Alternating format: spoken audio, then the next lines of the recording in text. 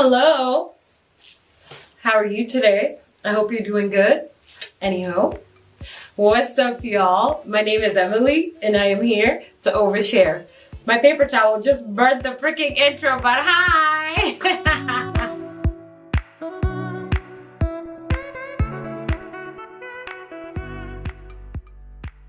Hi guys, welcome back to my channel. Thank you so much for clicking on this video. Welcome on board. Today's video, I want to talk about adulting and friendships. Whee, this one. Anyways, it's not that difficult, honestly, but I think it's going to be just my perspective on what my experience has been as a grown-up in friendships. And yeah, I just hope to do a great job to explain or describe it, and hope to just share with you guys some lessons that I've learned out of, this far, let me say, out of just friendships overall. And so I think I want to start with just talking about my understanding of friendship, or at least what I knew to be friendship. And I mean, having gone back to my past and reviewing it, I think for me, friendship, as long as we were we're laughing together, we're communicating, we're sharing stories, we're talking, for me, that automatically qualified you as a friend. And this is from when I was in primary school, high school. But I think high school really just changed the whole perspective for me in understanding friendships. And like thinking about it also, I think I had such a need for acceptance. When I look back to it, especially in high school, I had such a need for acceptance and validation from those around me or from my peers, and like wanting that so badly enough to just put myself even in situations that weren't worthy of me, let me say. Because I think about some of the friends that I had back in high school, and I'm just like, you are not even my friend, And now, years later, I think out of all the people I knew in high school, I've only maintained like 3 friendships with the classmates that I have. Shout out to you guys, Munajua. What one more? No, what I see to expose up. Anyways,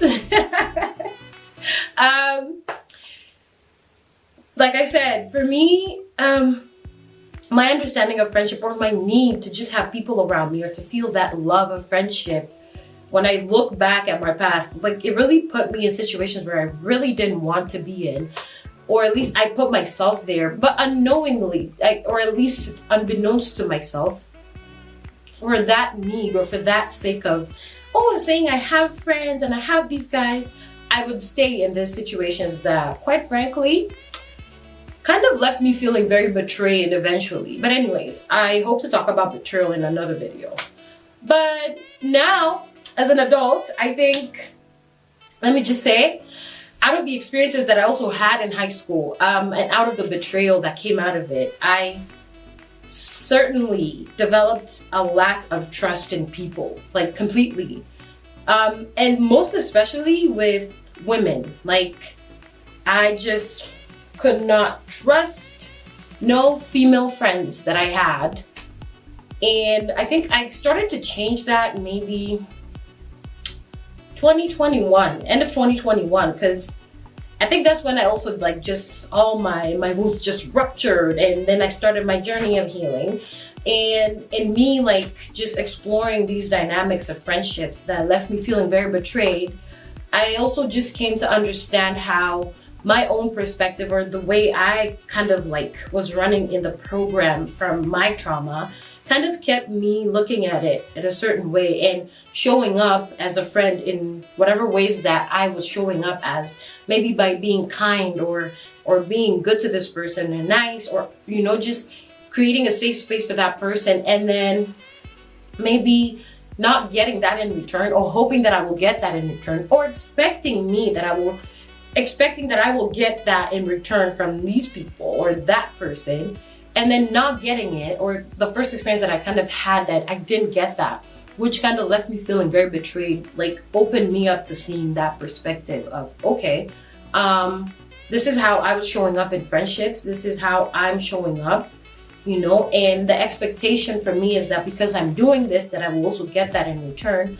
When in reality, unfortunately, the truth of the matter is, it's never like that. And another thing, I think as you get older, you actually want to develop more friendships where you feel safer, where you feel secure, where you feel like, you know, you want to be, you can be yourself, you can open up, you can show you're crazy, you can just be who you are in every aspect of your being without feeling judged, without feeling like, oh my God, maybe I shouldn't reveal this much about myself, you know? And forming those are very difficult, or at least it's not difficult, it's just coming across people that you can actually be like that too. It's not the easiest thing to do. And I've also realized, even for that to happen, or even for you to achieve that with somebody, you also have to work. Friendships take work, like to build, to actually get to that point of, okay, now we're buddy, you know? I don't know why you use that. Oh, buddy. Sorry. Oh my God, that is so bad. I'm sorry, y'all. I didn't mean to do it. Anyway, I even lost my point. Anywho, this is what I was getting to. Realizing that it takes work for you to get to that point, for you to cultivate that, has helped me a lot now navigating friendships, or the different friendships that I get into. And even with that, I'm still very skeptical about trusting, because betrayal will do a number to you. Betrayal will do a freaking number to you. And especially, I speak for myself. I've been one that's just been very open. I would tell all my too crazies, you know, like all my too crazy experiences. I'll be like, oh yeah, guy, guess what? I did this, that. And then thinking that I'm sharing this with you and that you're okay enough to receive it, and like, or the expectation that I have that you will just receive it as, oh my God, yeah, that's just Emily, you know? And then in reality, when somebody receives that about, or how they receive it and how they react to it kind of doesn't match what you thought out in your head, then ultimately you're going to feel betrayed, right? And for me, that was the experience a lot of, especially high school. Woo! Anyways, that's why I think I need to write, I swear I would write a book about my high school experience. Like, I think all of us would, because high school was trash, to say the least. Anyways, like I said, now I strive to understand how this person operates and works, and before I, you know, share or reveal something to me that may feel very sensitive, you know, or feel like I'm being very vulnerable, before I could decide to do that, I actually want to understand how they, you know, go about certain things, or where the perspective is at on these things that may leave me feeling maybe, you know, hurt if someone receives them differently, right? And then also just coming to understand that even that is literally out of my control. And again, how one reacts or responds to my truth or what is true to me, literally out of my control. I can't do shit about that. That's up to you, because whatever beliefs or whatever ideologies or whatever standards or opinions you've formed out of what is true to me is entirely based on you and the way you relate to the world. Anyways, but yeah, so that was just like a breakdown of Mini. Though I know I went on and on and on and on, but that's me. Hi.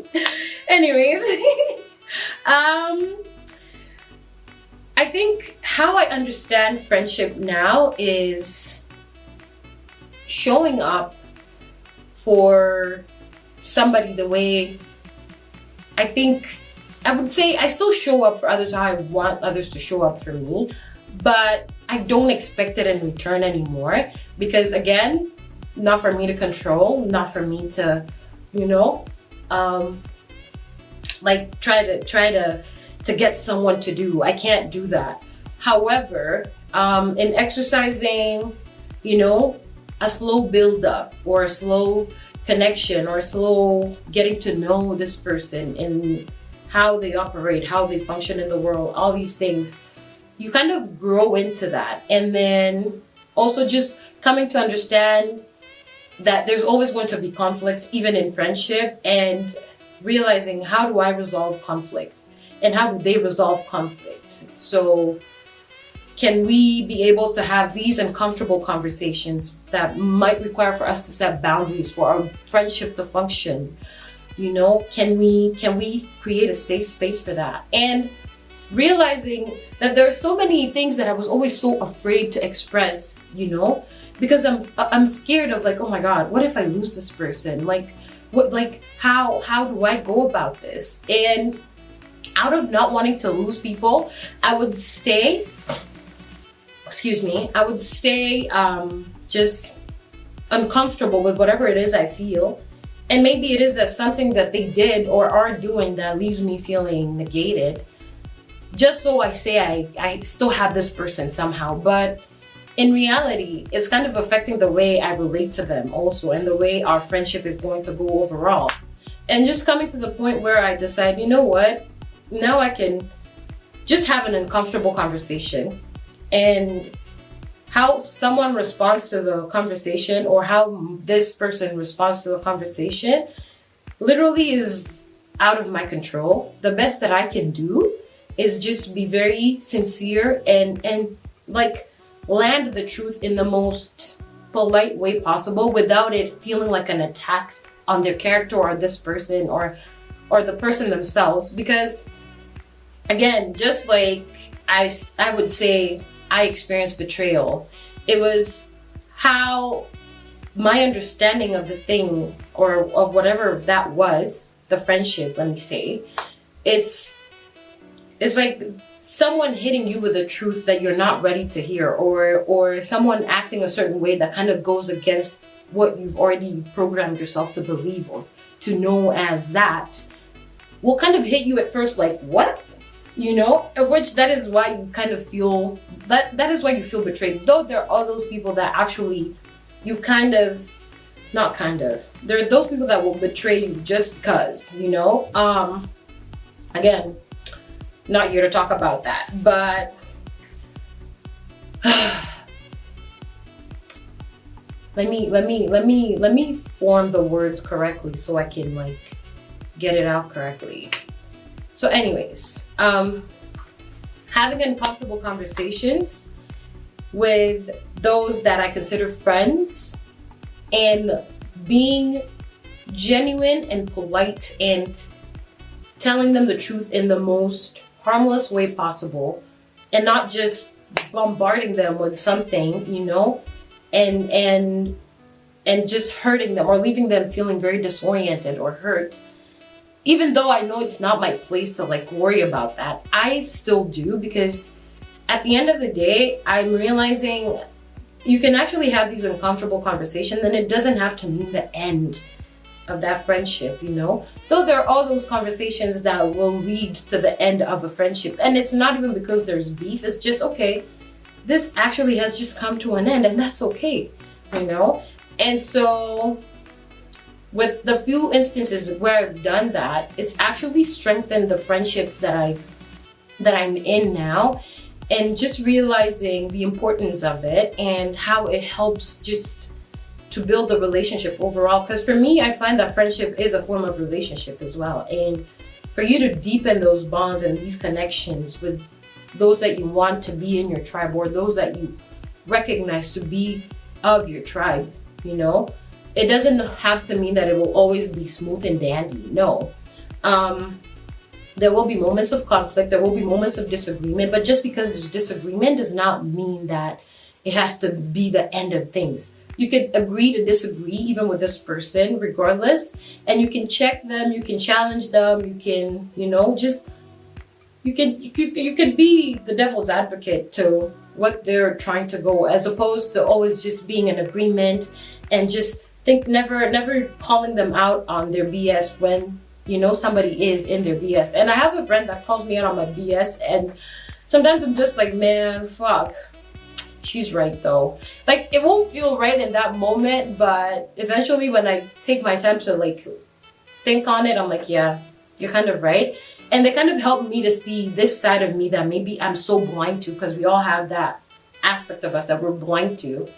And friendship has been one to help me see that version of myself. And yeah, I think that's how I'm navigating friendship now, in the sense of, number one, being patient in establishing these connections, allowing it to grow, allowing myself and the other person to also see the versions of me, or how I deal, or how I just navigate and operate things differently. Again, still not for me to control how that person sees me, but I'm observant enough to recognize, okay, this person works like this person functions like this person thinks about this like this, and just recognizing, okay, can I establish a more, deeper friendship with this person, or can I just be like, okay, yeah, our friendship level is just, let's just leave it here. It's just surface level. It's when we meet, it's like, hey, for a good time, not a long time, and then bye-bye, bitch. Okay, not bitch, but you get the point. Anyways, and then another one I would say is recognizing how able I am, or able we are, to have difficult conversations, especially in the aspect of setting boundaries. So they kind of like further help our friendship to grow. And if at all there are those that you set boundaries with and kind of feels like, yeah, it's broken, the thing is fine, like that could just be the end of that, and it doesn't have to be a bad thing, and it also doesn't have to be beef, And yeah, and just pouring into the friendship as well. I believe we all have our struggles, we all have our bad days, we all have moments where we just need someone to rely on, or someone to just, to be there for us and to be there with us through the process of whatever it is that we may be going through, right? And being that person for the friendship, and also checking to see if that person can be that for me also, or is that for me, and establishing safe spaces for us to thrive, both, for us to both thrive and just deepen the friendship overall. And so I would say those are the three things that I'm kind of like practicing in the aspect of friendships in this adult stage of life that we are at. Even though I have I think maybe bro, I don't even think I have 10 friends. But that's okay. I'm okay with that. I am totally okay with that, because those take time. And I'm also finding with every stage of your life, there'll be those friends that you will create. There will be those friends that you will shed. That's just a process of life, and just being open to that also, and realizing it's not the end of the world if you lose a friend. You lose one, you gain one. That's the beauty of life. And yeah, I think that's kind of my take on adulting in friendships. And please let me know, what are the struggles that you are facing in friendship? What are the challenges that you are experiencing in creating friendships, and just evaluating yourself on why that is, and healing those parts of you that kind of led you to that point, and deciding that now what happened in the past doesn't have to shape what is happening now in your life in the aspect of friendship. And yeah, learn the lessons from those, borrow the lessons, apply them in your present moment and in your present day life. And I've found that to work greatly in navigating friendships. So yeah, I think that's it. Yeah. I talked about everything. Alright guys, that's it folks. Bye! Like, comment, share, subscribe, do the damn thing. Toodles! One more time. I'm gonna lose my shit. How do I look now? Testing, testing. 1, 2, 3. How do you do? How do I look? I hope this is better. Stress.